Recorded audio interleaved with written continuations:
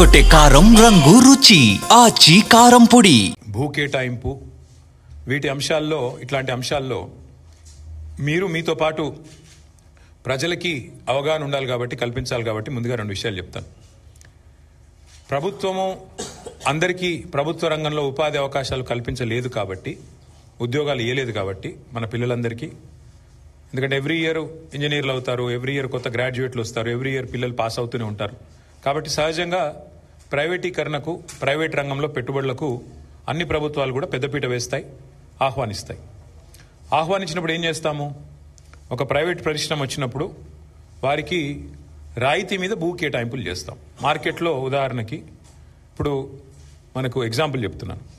హైదరాబాద్ నుంచి ఒక 20-25 కిలోమీటర్ల దూరంలో అక్కడ మార్కెట్ విలువ భూమిది ఎకరానికి 20 కోట్లు ఉన్నప్పటికీ మనం ఏం చేస్తామంటే కేవలం 2 కోట్లకో 1.5 కోట్లకో రిజిస్ట్రేషన్ వాల్యూ ఎంత ఉంటే అంతకో ఆ పద్ధతుల్లో మార్కెట్ వాల్యూ ఎంత ఉన్నప్పటికీ చాలా రాయితీలు ఇచ్చి మనం జనరల్గా భూ కేటాయింపులు చేస్తాం.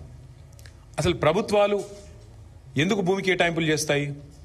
ప్రైవేట్ రంగంలో ఉండే పారిశ్రామికవేత్తలకి ఉపాధి కల్పన కోసం, ఉద్యోగాలు ఇస్తారు పిల్లలకి, మన పిల్లలకి మన రాష్ట్రంలో అనే ఉద్దేశం ఒకటైతే, రెండవది కంపెనీ పెట్టినప్పుడు సహజంగానే కంపెనీ ట్యాక్సులు కడుతుంది, రాష్ట్ర ఆదాయం పెరుగుతుంది, ఎకనామిక్ యాక్టివిటీ వస్తుంది. ఈ ఉద్దేశంతో మనం రాయితీలు ఇచ్చి భూ కేటాయింపులు చేస్తాం. ఇది ఈ ప్రభుత్వం ఆ ప్రభుత్వం అని కాదు. స్వాతంత్రం వచ్చిన నాటి నుంచి భారతదేశంలో ప్రతి ప్రభుత్వం, కాంగ్రెస్ ఉన్నా, తర్వాత టీడీపీ ఉన్నా, మొన్నటిదాకా బీఆర్ఎస్ ఉన్నా, ఎవరున్నా పారిశ్రామికవేత్తలకు, ప్రైవేట్ పెట్టుబడులకు స్వాగతం పలకడం అనేది ఒక ఆనవాయితీగా వస్తూ ఉన్నది. అయితే 10 ఏళ్ళు మేము ప్రభుత్వంలో ఉన్నప్పుడు మా దగ్గరికి చాలామంది వచ్చారు.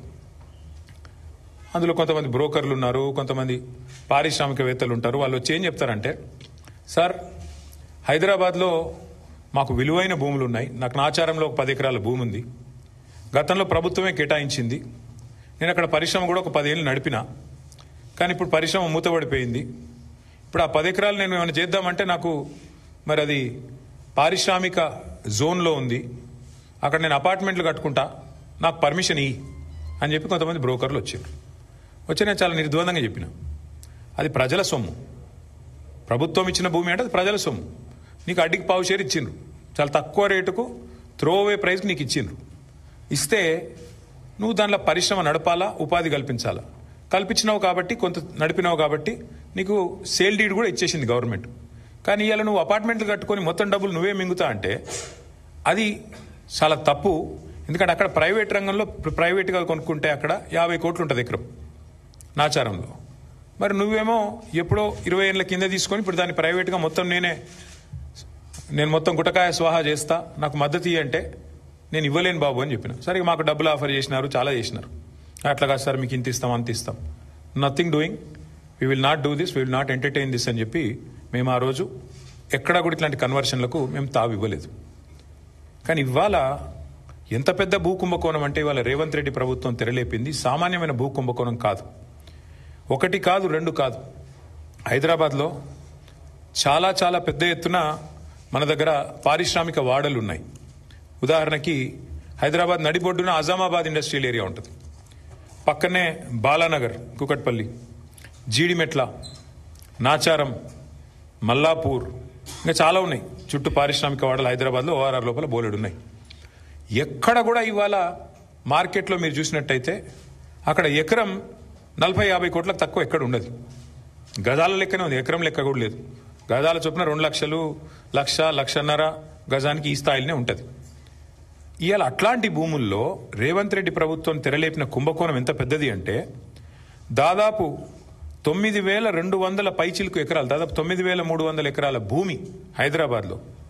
అంటే మీరు సగటున 40 కోట్లు వేసుకున్న ఎకరానికి దగ్గర 4 లక్షల కోట్లు, దగ్గర అంటే 3.5 లక్షల కోట్ల నుంచి 4 లక్షల కోట్ల మధ్యన మార్కెట్ వాల్యూ ప్రకారం. లేదు 50 కోట్లు వేసుకున్నారనుకో సగటున, దగ్గర 5 లక్షల కోట్ల విలువ చేసే ఆస్తిని, అందులో మరి ఇవాళ ఆయన అనుయాయులకు, ఆయన వందిమాగదులకు, ఆయన బామ్మర్దులకు, ఆయన తమ్ముళ్లకు, ఆయన చుట్టూ ఉండే బ్రోకర్లకు ఇవాళ ఒప్పందాలు కుదిరించి ఒక అతిపెద్ద భూ కుంభకోణానికి రేవంత్ రెడ్డి ప్రభుత్వం మొన్న జరిగిన కేబినెట్ సమావేశంలో తెరలేపింది. ఇది నేనేదో ఊరికే ఆషామాషిగా ఆరోపణలు చేయట్లేదు. ఎక్కడెక్కడ విలువైన భూములు ఉన్నాయో ఇవాళ హైదరాబాద్ చుట్టూ అక్కడ రేవంత్ రెడ్డి ముఠా వాలిపోయింది. మొన్న కొండా సురేఖ గారి ఉదంతమే దానికి ఒక క్లాసిక్ ఎగ్జాంపుల్. కొండా సురేఖ గారి కుమార్తె ఆ రోజు కొన్ని ఆరోపణలు చేసింది నిర్దిష్టంగా. మిగతా ఆరోపణలు పక్కన పెడితే ఒక స్పష్టమైన ఆరోపణ ఆ రోజు చేసింది ఆ అమ్మాయి. మంచిరేవులలో ఒక భూమి ఉంది, ఆ భూమిలో రేవంత్ రెడ్డి గారి బ్రదర్ కన్నుబడ్డది. అందుకే ముఖ్యమంత్రి గారు జపాన్లో ఉంటే కూడా మేము అక్కడ ఆ భూమి కాడికి పోయేందుకు ఎండోమెంట్స్ రోడ్డు పర్మిషన్ ఇస్తే, ఎండోమెంట్స్ వాళ్ళు ఉన్న భూమిలోకి వెళ్ళి రోడ్డు పర్మిషన్ ఇస్తే ముఖ్యమంత్రి గారు జపాన్లో ఉండి కూడా ఆ ఫైల్ తెప్పించుకొని ఆపేసిండు. అంటే ఒక రియల్ ఎస్టేట్ దందా చేసేవాడు ముఖ్యమంత్రి అయితే ఏమవుతుంది అంటే ఒక ఇది అవుతుంది. ఇలా ఆయన ఆలోచన అంతా కూడా భూముల చుట్టూ, భూమి చుట్టే పరిభ్రమిస్తూ ఉన్నది. ఇవాళ జరుగుతున్నది ఏంటి అంటే పక్కన బుద్వేల్లో మూసీ ప్రాజెక్టు పేరు మీద అక్కడ కుంభకోణం. అట్లాగే మెట్రోలో భూమి మీద కన్నేసే మెట్రో CFOని బెదిరించి ఎల్ఎన్టీని మెట్రోలోకి వెళ్ళి ఎలగొట్టిండు. ఒకటి రెండు కాదు నేను చెప్పేది, ఉదంతాలు మీరు చూడండి, ఒక ప్యాటర్న్ చూడండి. సెంట్రల్ యూనివర్సిటీ భూముల మీద కన్నేసి అక్కడ విద్యార్థుల మీద అక్కడ అసలు మొత్తం బుల్డోజర్లతో అర్ధరాత్రి పోయి మొత్తం 400 ఎకరాల మీద కన్నేసి అక్కడ అరాచకం చేసిండు. అప్పుడు సుప్రీంకోర్టు ఆపింది. అట్లాగే ఈరోజు సేమ్ థింగ్ 9,292 ఎకరాల పారిశ్రామిక భూముల మీద కన్నేసి రేవంత్ రెడ్డి గారు ఆయన ప్రభుత్వం ఇవాళ Hyderabad industrial lands transformation policy అనే పేరిట భూములను కొల్లగొట్టే కుంభకోణానికి తెరలేపిండు. ఇక్కడ సింపుల్గా నేను చెప్పే లెక్క మళ్ళొకసారి అర్థం చేసుకోండి. ఈ 9,292 ఎకరాలు మొత్తం కూడా ప్రభుత్వ భూమి. ప్రభుత్వం పారిశ్రామికవేత్తలకు మీరు పరిశ్రమ పెట్టండి అని ఇచ్చిన భూమి. అడ్డికి పావు షేరు అంటే మార్కెట్ విలువ రూపాయి అయితే 10 పైసలకో రూపాయల 1 పైసకో ఇచ్చిన భూమి ఇది. ఇవాళ ఆ భూమి విలువ పెరిగింది, 10 రెట్లు పెరిగింది, 100 రెట్లు పెరిగింది, 1000 రెట్లు పెరిగింది. పెరిగిన ఆ భూమి విలువను, పెరిగిన ఆ భూములను ఇవాళ ఏటీఎంగా దాన్ని పేటీఎంగా మార్చుకునే ప్రయత్నమే రేవంత్ రెడ్డి గారు చేస్తూ ఉన్నారు. అంటే 4.5 లక్షల కోట్ల విలువైన భూమిని ఇవాళ కొల్లగొట్టి దానికి ఇవాళ పెట్టిన స్కీమ్ కూడా మీరు చూడండి, పాలసీ ఎట్లా పెట్టినా కూడా నేను చెప్తాను మీకు. అంటే ఈ స్కామ్ అర్థం కావాలంటే మీరు కొద్దిగా చరిత్రలోకి పోవాలి.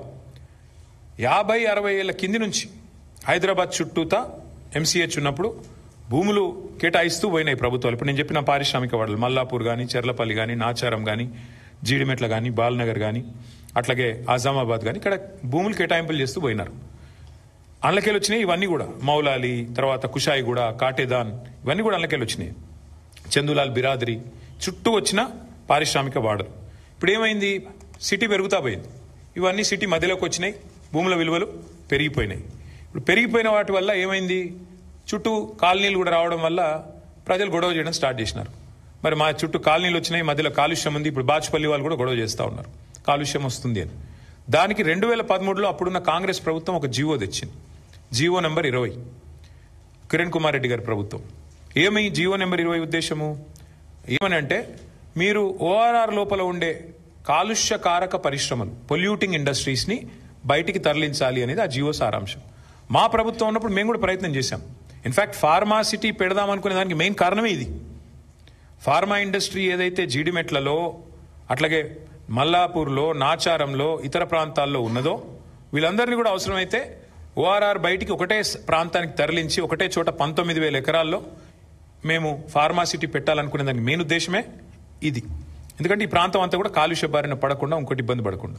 సరే, ఇవాళ దానికి ఫ్యూచర్ సిటీ అనే పేరు పెట్టి అక్కడ కూడా రియల్ ఎస్టేట్ బ్రోకర్ పనిచేస్తూ ఉన్నారు ముఖ్యమంత్రి గారు.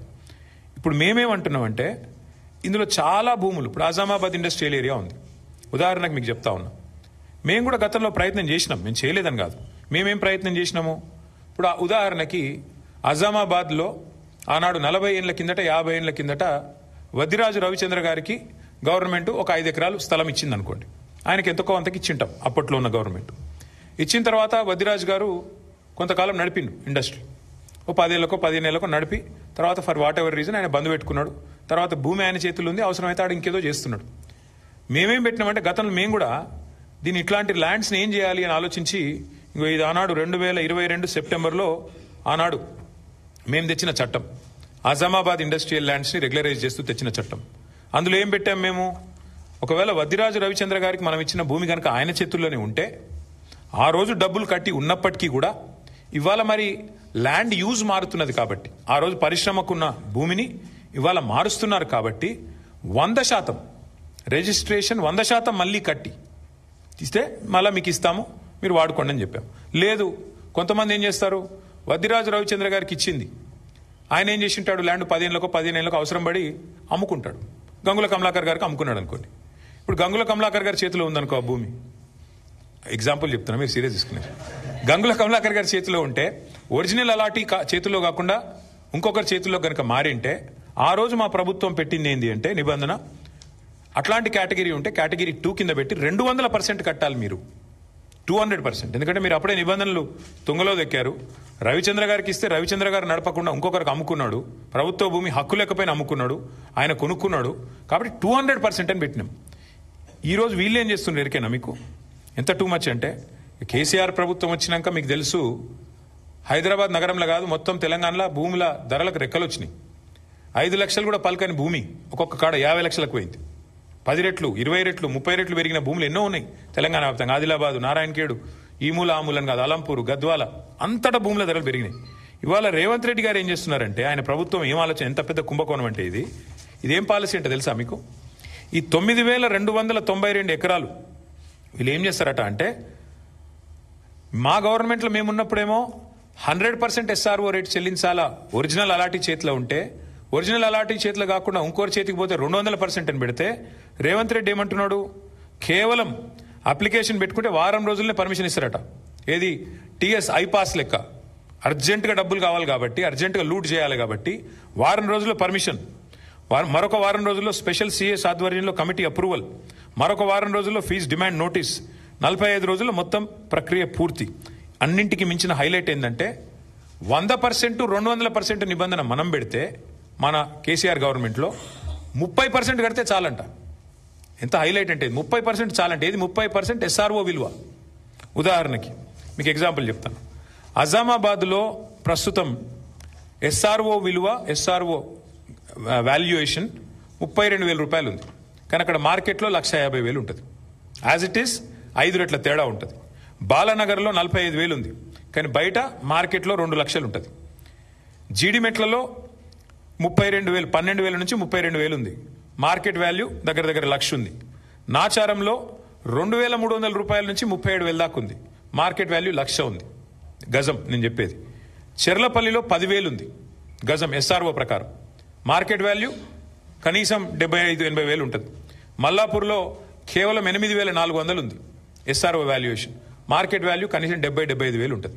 ఇప్పుడు వాళ్ళు చెప్పే, రేవంత్ రెడ్డి చెప్పే లెక్క ఏంటంటే, చెర్లపల్లిలో నీకు ఇండస్ట్రీ ఉందనుకో, మార్కెట్ వాల్యూ అక్కడ 1,00,000 ఉన్నప్పటికీ SRO వాల్యూ 10,000 ఉంటే, రేవంత్ రెడ్డి గారు ఏమంటున్నారు, మీరు అందులో 3,000 కడితే చాలంట, మీకు ఇచ్చేస్తాం 45 రోజుల్లో. ఇంకా హైలైట్ చెప్తాను మీకు. ఉదాహరణకి అంటే కేసీఆర్ ప్రభుత్వంలో అజామాబాద్లో మీకు ఈ ల్యాండ్ మీకు ఉంటే, మీరు దాన్ని రెగ్యులరైజ్ చేసుకోవాలంటే, మీరు 32,000 అక్కడ మార్కెట్ SRO వాల్యూ ఉంటే, మీరు చేతులు కింద మారింటే 64,000 కట్టాలని మనం పెట్టినాం. ఇప్పుడు రేవంత్ రెడ్డి గారు ఏమంటున్నారు తెలుసా, 32,000 వాల్యూ ఉంటే SROది కేవలం 10-11,000 కడితే చాలు, మీకు ఇచ్చేస్తాం, మీరు తీసేసుకోండి. అంటే దీని వెనక ఉన్న కుంభకోణంలో ఇక్కడ మెయిన్ పాయింట్ ఏంటంటే, ఇవాళ ఒక ముఠా తిరుగుతుంది హైదరాబాద్లో. ఆ ముఠా సభ్యులు ఎవరెవరే అంటే, ఏవి రెడ్డి, కొండల్ రెడ్డి, తిరుపతి రెడ్డి, కృష్ణారెడ్డి, వీళ్ళు ఎవరో కాదు, అంతా ముఖ్యమంత్రి గారి బిజినెస్ పార్ట్నర్లు, ఆయన కుటుంబ సభ్యులు. మొత్తం అగ్రిమెంట్లు చేసి పెట్టుకున్నారు. ఇవన్నీ మొత్తం ఈ భూములన్నిటికీ అగ్రిమెంట్లు, వెనకాల MOUలు, ఒప్పందాలు అన్నీ కుదుర్చుకున్న తర్వాతనే మళ్ళీ దీని మీద RR ట్యాక్స్ ఉంటుంది. ప్రతి దగ్గర ప్రభుత్వానికి వచ్చేది 30%, మళ్ళీ తర్వాత 60%, 70% రేవంత్ రెడ్డి గారికి, కాంగ్రెస్కు ట్యాక్స్ కట్టాలి, కప్పం కట్టవలసిందే. ఈ లెవెల్లో అంటే ఒక 4-5 లక్షల కోట్ల భూములకు వీళ్ళు పెట్టిన టెండర్ ఇది. నేను అడిగేది ఒక్కటే, మీరు ఆలోచించండి దయచేసి. మొన్న మీరు జూబ్లీహిల్స్ ఎలక్షన్ చూసినారు, అక్కడ ముస్లిం సోదరులకి శ్మశాన వాటికకి ఇద్దామంటే 2 ఎకరాల జాగలేదు, 2 ఎకరాలు జాగలేదు జూబ్లీహిల్స్లో. హైదరాబాద్లో ఒక ఇందిరమ్మ ఇల్లు ఇయ్యలే 2 ఏళ్లలో. ఒక పేదవాడికి హైదరాబాద్ ఇల్లు కడదామంటే ఇవాళ 1 ఎకరం జాగలేదు ప్రభుత్వం దగ్గర. హైదరాబాద్ కాంక్రీట్ జంగల్గా మారిపోతున్నది. ఒక పార్క్ కడదామంటే జాగలేదు. నేను ఇవాళ రేవంత్ రెడ్డిని అడుగుతున్నాను, 2 ఎకరాల విలువైన భూమి నువ్వెందుకు ప్రైవేట్ వాళ్ళకి దారాదత్తం చేస్తున్నావు? ఇది ప్రభుత్వ భూమి కదా. ప్రభుత్వ భూమిని మీరు పారిశ్రామికీకరణ కోసం, పారిశ్రామిక అవసరాల కోసం ప్రైవేట్ వ్యక్తులకు రాయితీ మీద ఇచ్చిన భూమి. ఎందుకు వాళ్ళ కండిషన్ పెడతలేవు? నీకు నిజంగా డబ్బులు కావాలంటే ఓపెన్ మార్కెట్లో ఆక్షన్ పెట్టు, ఓపెన్ మార్కెట్లో ఆక్షన్ పెట్టు, వాళ్ళని కూడా పాల్గొనమను. వెనక్కి తీసుకో, క్యాన్సిల్ చేయి. నీకు పరిశ్రమ కోసం కేటాయించినా నువ్వు పరిశ్రమ నడుపుతలేవు కాబట్టి is is null and white, cancel చేయి, ఓపెన్ భూమిలో ఆక్షన్ పెట్టు. అది పెడతలేడు. రెండోది, హైదరాబాద్లో నీకు ఇల్లు కట్టేందుకు జాగలేదు, పార్కుకు జాగలేదు, ఒక్క ఇందిరం మిల్లు ఇయ్యలేదు నువ్వు. హైదరాబాద్లో శ్మశానాలకు కూడా దిక్కులేదు జాగా. మరి 9,292 ఎకరాల్లో ఒక 7,000 ఎకరాలు ప్రభుత్వం వెనకకి తీసుకొని ఇండ్లు కట్టి, పార్కులు కట్టి, బ్రహ్మాండంగా శ్మశాన వాటికలకు జాగలి ఇవ్వడం వద్దంటుండా? ప్రజల అవసరాలకు హాస్పిటల్ కడదామంటే జాగలేదు. ఇలా హాస్పిటల్ కట్టాలంటే మనం కొనుక్కోవాలి జాగా. ప్రభుత్వం ఏదైనా కొత్తది ఏదైనా చేయాలంటే కొనుక్కోవాలి. నువ్వేం చేస్తున్నావు? ప్రభుత్వ భూమి, పరిశ్రమల అవసరాల కోసం ఇచ్చిన భూమి ఇలా పెద్దలకు, పెద్ద పెద్ద గద్దలకు, డబ్బులున్న వాళ్లకు, 1,000 కోట్లున్న వాళ్లకు ఇలా ధారాదత్తం చేసి మొత్తం వాళ్ళకి సంతర్పణ చేసి ఎవరి లాభం కోసం చేస్తున్నావు? ఎవరి కోసం చేస్తున్నావు ఇంత పెద్ద లూటు? ఇది 5 లక్షల కోట్ల కుంభకోణం. ఒకటి కాదు, రెండు కాదు, 5 లక్షల కోట్ల విలువ చేసే ఆస్తిని కాజేయడానికి చేస్తున్న పన్నాగం. నేను మాత్రం స్పష్టంగా చెప్తా ఉన్నా, ఈ విషయంలో మేము వదిలిపెట్టాం. న్యాయ పోరాటము చేస్తాము. తప్పకుండా భవిష్యత్తులో ఈ భూములు ఎవరైనా కొన్నవాళ్ళు కానీ ఇంకోటి కానీ పరిణామాలు ఎదుర్కొంటారు. ఈ విషయం కూడా నేను ముందే చెప్తా ఉన్నా. తప్పకుండా ఈ విషయంలో చిక్కుల్లో పడుతుంది ప్రభుత్వం కూడా. ఇట్లాంటి లూట్ ఎక్కడ జరగలేదు. బాంబేలో, మహారాష్ట్రలో మేము కూడా స్టడీ చేసినాం పాలసీలు ఆనాడు గవర్నమెంట్లో ఉన్నప్పుడు, వీటిని ఎట్లా చేద్దామని. మహారాష్ట్రలో పెద్ద ఎత్తున టెక్స్టైల్ మిల్స్ ఉండేది బాంబేలో, కమలా మిల్స్ అని, ఫినిక్స్ మిల్స్ అని. అక్కడ ఏం చేసినారు తెలుసా? ఇట్లాగే సేమ్ థింగ్, ఊరు మధ్యలోకి వచ్చేసింది మిల్లు. ఏం చేసినారు? వాళ్ళకు ఒక ఆఫర్ ఇచ్చారు, మీరు 50% ల్యాండ్ తిరిగి ఇచ్చేయండి గవర్నమెంట్కి, 50% వాడుకోండి అని చెప్పినారు. మరి నువ్వేం చేస్తున్నావు? 9,292 ఎకరాలు నీ అత్త సొమ్ము అన్నట్టు, నీ అబ్బ సొత్తు అన్నట్టు ఇలా సంతర్పణ చేస్తున్నావు. ఎవరి సొత్తు? ఎందుకు అడుగుతలేవు? వెనకకు సగం ఇచ్చేయమని అడుగు, డిమాండ్ పెట్టు. 50% land should be given back. కట్టు, అందులో ఇందిరం ఇల్లు కట్టు, హాస్పిటల్ కట్టు, పేదవాళ్లకు మరి బ్రహ్మాండంగా ఇల్లు కట్టి మేము వద్దంటున్నామా? శ్మశాన వాటికలకి పార్కులు కట్టు. ఇది ఏది వద్దంట. హైదరాబాద్లో ఇంచు జాగా దొరకది. చూస్తున్నాం, హైడ్రా తెల్లారు లేస్తే రాచకం. ఏది పేదవాళ్ళ మీద 40 గజాలు 30 గజాలు పోయి కులగొడతా ఉంటారు. మరి 9,292 ఎకరాలు నీ అబ్బ సొత్తా, ఏ సొత్తా? ఎట్లిస్తావు నువ్వు ప్రభుత్వ సొత్తును? ఇష్టం వచ్చినట్టు ఎవడికి పడితే వాడికి. ఈ విషయంలో వదిలిపెట్టం, ఊరుకోము. ఇది పెద్ద లూటు. ఇంతకు మించిన దోపిడీ బహుశా భారతదేశంలో ఎక్కడ జరగలేదు. ప్రభుత్వం డైరెక్ట్గా క్యాబినెట్లో పెట్టి ఇవాళ దోచుకునే ప్రయత్నం చేస్తూ ఉంది. మేమేమో 15 రోజులు అనుమతులు పరిశ్రమలకు అందించినాం. నువ్వేం చేస్తున్నావు? 15 రోజుల్లో భూములు అమ్ముకోవడానికి, 15 రోజుల్లో ఇష్టం వచ్చిన వాడికి ఇష్టం వచ్చినట్టు అగ్రిమెంట్లు చేసుకోవడానికి, తెర వెనుక బాగోతాలు చేసుకోవడానికి, సెటిల్మెంట్లు చేసుకోవడానికి. నేను చెప్పట్లేదు కదా, మీ మంత్రి గారు కుమార్తె చెప్తోంది భూముల గురించి ఎట్లా దందాలు జరుగుతున్నాయి, ఎట్లా గొడవలు జరుగుతున్నాయి, ముఖ్యమంత్రుల అనుయాయులు తుపాకులు పెట్టి ఎట్లా బెదిరిస్తున్నారు, ఇవన్నీ కూడా జరుగుతూ ఉన్నాయి. ఖచ్చితంగా దీన్ని విత్డ్రా చేసుకోవాలి ప్రభుత్వం, లేకపోతే మాత్రం మేము ఊరుకోము. ముమ్మాటికి కొట్లాడతాం, న్యాయ పోరాటం చేస్తాం, ప్రజల్లో కూడా ఈ అంశాన్ని పెద్ద ఎత్తున తీసుకొని పోతాం. ఇంకొక మాట కూడా నేను చెప్తా ఉన్నా, పారిశ్రామికవేత్తలు ఎవరైతే ఈ భూములు పొందారో మీరు కూడా గుర్తుపెట్టుకోండి. తప్పకుండా ప్రతిరోజు ఒక రోజులాగా ఉండదు. భవిష్యత్తులో వచ్చే ప్రభుత్వాలు, డెఫినెట్గా మా ప్రభుత్వమే వస్తుంది. తప్పకుండా మీరు ఇప్పుడు ఈ విషయంలో అనవసరంగా రేవంత్ రెడ్డి కుట్రలో పడితే, ట్రాప్లో పడితే మీరు కూడా ఇబ్బందులు పాలవుతారు, ముందే చెప్తా ఉన్నాం. ఎందుకంటే ఇవాళ ఆయన సెటిల్మెంట్ల కోసం, ఆయన పైసల కోసం ఆయన దిక్కుమాల దందాలు చేస్తుండొచ్చు. మీరు ఈ ట్రాప్లో పడకండి. న్యాయంగా చేద్దాం. చేసేది ఉంటే 100% 200% కట్టాలా, లేదా వాపస్ 50% ప్రజలకు ఇయ్యాలా? మీకు ఇచ్చిందే.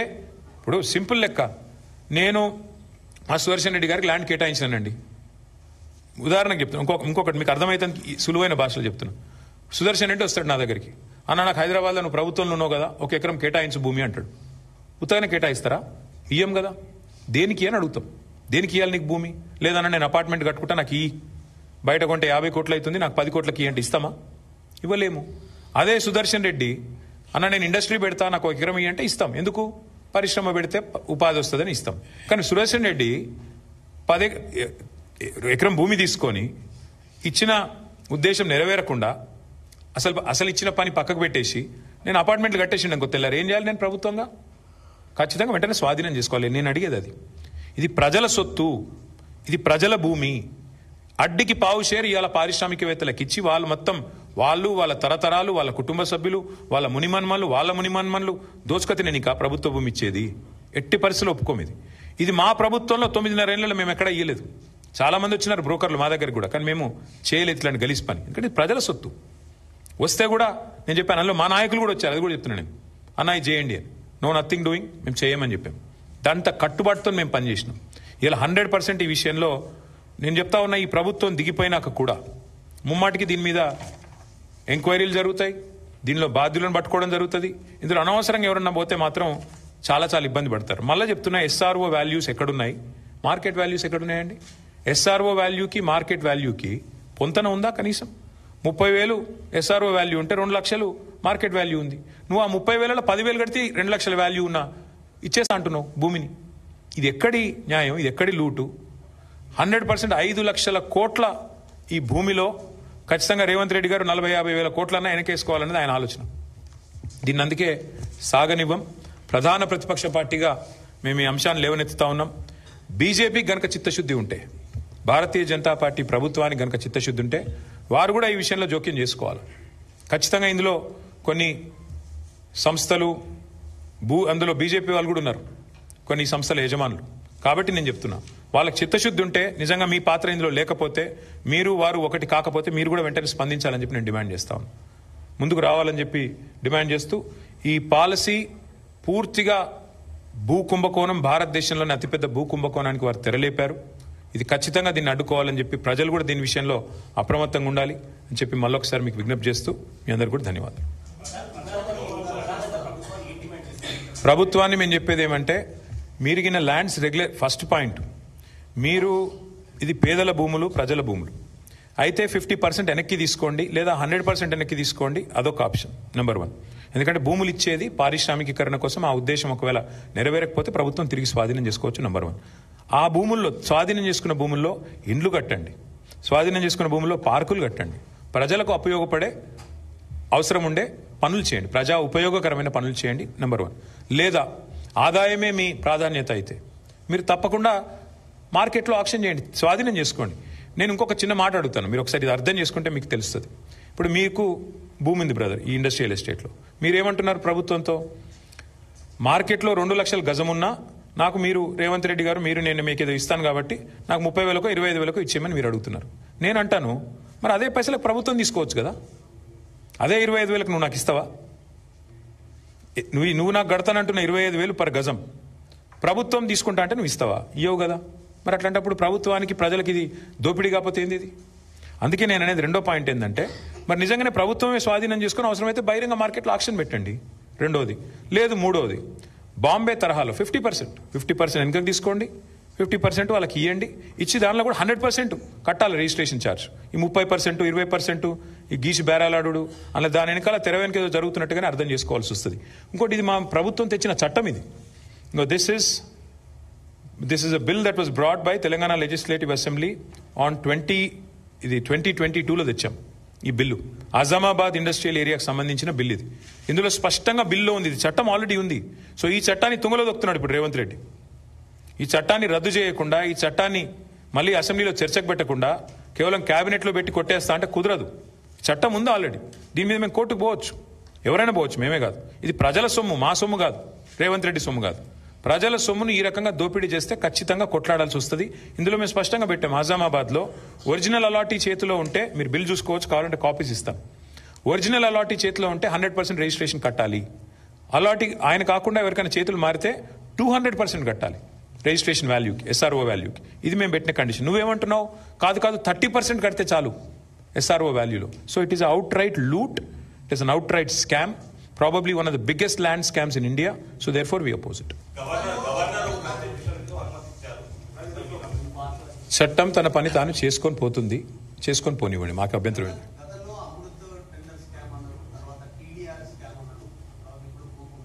ఇదేది ఇది ఎట్లా ఉందంటే, ఇవాళ జాయింట్ వెంచర్ గవర్నమెంట్ నడుస్తుంది తెలంగాణలో. కాంగ్రెస్, బీజేపీ కలిసి ప్రభుత్వాన్ని నడుపుతున్నాయి. మేము అమృత్ స్కామ్లో ముఖ్యమంత్రి గారి బావమరిదికి కేంద్ర ప్రభుత్వం వర్క్ ఇచ్చింది. ఆయనకు అర్హత లేకపోయినా, ఫైనాన్షియల్ కేపబిలిటీ లేకపోయినా, ఇవాళ 2 crore టర్న్ ఓవర్ ఉన్న కంపెనీకి 1137 మరి కేంద్ర ప్రభుత్వం, రాష్ట్ర ప్రభుత్వం, కాంగ్రెస్, బీజేపీ ఎంత లోతుగా సంబంధం ఉందో దాన్ని బట్టే చెప్పొచ్చు. వెంటనే ఒక బీజేపీ ఎంపీకి ఇక్కడ ముఖ్యమంత్రి గారు 1350 కోట్ల వరకు ఇక్కడ స్టేట్ గవర్నమెంట్ ఇచ్చింది. అంటే ఎంత లోతైన జాయింట్ వెంచర్ దాన్ని బట్టి చెప్పొచ్చు. సో అమృత్ అట్లా. టీడీఆర్ మీరు చూస్తున్నారు, టీడీఆర్ కూడా మొత్తం ఇవాళ ఎక్కడ పోతారు, వాళ్ళు ఎక్కడ పోతారు, మేము ఎక్కడ పోతాం. మళ్ళీ గవర్నమెంట్లోకి వస్తాం, అన్ని తెరుస్తాం, అన్ని బుక్కులు తెరవాల్సి వస్తుంది. ఎవరెవరి చేతిలో ఉన్నాయంటే ఇందాక నేను చెప్పిన బ్రోకర్ల పేర్లు చెప్పాను కదా 10 మంది, ఆ దండుపాలెం బ్యాచ్ చేతిలోనే టీడీఆర్లు అన్ని కొనుక్కున్నారు. ఇవాళ వాళ్ళే చేస్తున్నారు ఇదంతా. డెఫినెట్గా ఇది కూడా బహుశా భారతదేశంలో ఎవరు చేయనంత పెద్ద కుంభకోణం ఇది.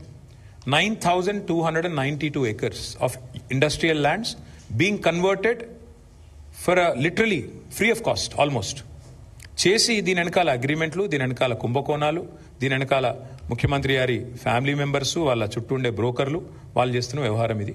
వి విల్ డెఫినెట్లీ నాక్ on the doors of court of law. ప్రజల్ని చైతన్యవంతం చేయాలి ముందు. కోర్ట్స్ అవన్నీ ఎట్లా ఉంటాయి, కానీ ప్రజల్ని చైతన్యవంతం చేయాలి. ఇంత పెద్ద లూటు హైదరాబాద్లో మరి 9,290 అంటే 10,000 ఎకరాలు దాదాపు. 10,000 ఎకరాలు హైదరాబాద్లో నీకు ఇల్లు కడతందుకు జాగలేదు, పార్కుకు జాగలేదు, శ్మశానానికి బొంద పెడదామంటే జాగలేదు. కానీ 10,000 ఎకరాలు ఇష్టం వచ్చినట్టు ఎవరిని పడితే వాడిని అమ్ముకుంటా అంటే మరి ప్రజలు ఆలోచించాలి. సరే మేము పార్టీలుగా మేము చెప్పేది చెప్తాం, ప్రజలు కూడా ఆలోచించుకోవాలి కదా, ఇది కరెక్టా, మరి కరెక్ట్ కాదనుకుంటే మీరు కూడా చెప్పాలా. డెఫినెట్గా ప్రభుత్వాన్ని, ప్రభుత్వంలో ఉండే పెద్దల్ని, ఎమ్మెల్యేలని నిలదీయాలా, అడగాల.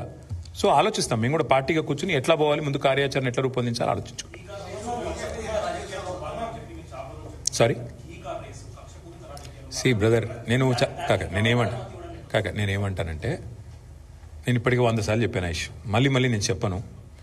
ఇక చెప్తే కూడా బాగుండదు. మళ్ళీ మీరు నాకు తెలిసి మీరు ఏం చేస్తారో, చాలామంది ఇక్కడ ఉండే మీడియా సంస్థలు ఎట్లయిపోయినాయి అంటే ముఖ్యమంత్రి గారిని పాపం మీ అందరూ అన్నట్లు కొందరు రక్షణ కవచంలా కాపాడుతున్నారు, కొందరు వాళ్ళకు అనవసరంగా. ఇప్పుడు నేను దీని మీద ఎక్కువ మాట్లాడితే అది రాస్తారో దీన్ని రాయారు నాకు తెలుసు. అందుకే నేనేమంటానంటే చట్టం తన పని తాను చేసుకుపోతుంది. నేను ఇదివరకే చెప్పాను ఏ తప్పు చేయలేదని. ఏ తప్పు చేయలేదు. నేను లై డిటెక్టర్ టెస్ట్కే రెడీ అని ఏం చెప్తాను, అంతకంటే ఊరికి ఎన్నిసార్లు చెప్పిస్తారు నా తన మాట. ఇప్పుడు నేను అడిగేది 9,292 కోట్ల విలువైన ప్రభుత్వ భూమి హైదరాబాద్లో, which is worth about 4.5 to 5 lakh crore. దీని ముఖ్యమంత్రి గారు ప్రభుత్వం ఏ బేసిస్లో అడ్డికి పావు షేర్ అమ్ముతున్నది, ప్రజలకు ఇవ్వకుండా ప్రజల సొమ్మును ప్రైవేట్ వాళ్ళకు కట్టుబెట్టే ప్రయత్నం ఎందుకు చేస్తున్నది, దానికి ప్రధానంగా ప్రభుత్వం సమాధానం చెప్పాలి. ఒకరు అడగండి ఏమంటావు బ్రదర్, మళ్ళీ చెప్తున్నా, ఎవరు అనుమతి ఇచ్చినా ఎవరేం చేసినా చట్టం తన పని తాను చేసుకుపోతుంది, మా పని మేము చేసుకుపోతాం. ఏముంది అందులో? ఎట్లా పోయినాం కదా తమ్ముడు. ఒక మాట, మా సుదర్శన్ రెడ్డి ఇక్కడనే ఉన్నాడు, సివిల్ సప్లైస్ కార్పొరేషన్ చైర్మన్గా పనిచేసిండు. మా సివిల్ సప్లైస్ మినిస్టర్గా పనిచేసిన గంగుల కమలాకర్ గారు ఉన్నారు, మా రాజ్యసభ సభ్యులు రవిచంద్ర గారు ఉన్నారు. ముగ్గురు పోయినరు. మేమేమి ఏది కూడా మేము స్టార్ట్ చేసి వదిలిపెట్టేటోళ్ళం కాదు. మేము పోయినాం, ఈడీ దాకా పోయి ఇచ్చొచ్చినాం. కానీ ఏముంది, అలా ఈడ కలిసిపోయి ఉన్నారు, మంచిగా జాయింట్ వెంచర్ గవర్నమెంట్ నడుస్తుంది. అరే పొంగులేటి శ్రీనివాసరెడ్డి గారి ఇంటి మీద రైడ్ అయితే ఈడీ 2 రోజులు రైడ్ అవుతుందా? ఈ రోజు వరకు మీరు అడగారు, ఆయన చెప్పాడు, ఈడీ కూడా చెప్పాడు. ఈ దేశం అట్లా నడుస్తుంది, ఏం చేస్తాం. మంచి జాయింట్ వెంచర్, బ్రహ్మాండమైన అక్రమ సంబంధం. బహుశా భారతదేశంలో ఎక్కడ ఉండేది ఇంత దరిద్రమైన రిలేషన్షిప్. అట్లాంటిది నడుస్తుంది రాష్ట్రంలో. మీడియా రాయదు, మీడియా అడగదు. అడుగుడంతా మమ్మల్ని అడుగుతారు, ప్రతిపక్షంలో ఉన్న వాళ్ళను. అధికార పక్షంలో ఉన్న మంత్రిని అడగరు, ఈడీఓని అడగరు. అడుగురు మీరు కూడా ఒకసారి మంత్రి గారిని గట్టిగా ధైర్యం చేసి. ఏం చేస్తాడు ఆయన? కొరుకుతాడా? కొడతాడా? బాంబులు వేస్తాను, బెదిరిస్తాడు, అంతే కదా. సరే ఏదో అవన్నీ ఓకే, అవన్నీ వదిలే పని. సరే ఇక అవన్నీ మళ్ళీ మాట్లాడుకుందాం, తొందర ఏం లేదు. అసలు ఇష్యూని మీరు సైడ్ ట్రాక్ చేయడానికి కొంతమంది చాలా సమర్థవంతంగా ప్రయత్నం చేస్తున్నారు. మీకు ధన్యవాదాలు. తెరకొట్టే కారం రంగు రుచి ఆచి కారం పొడి.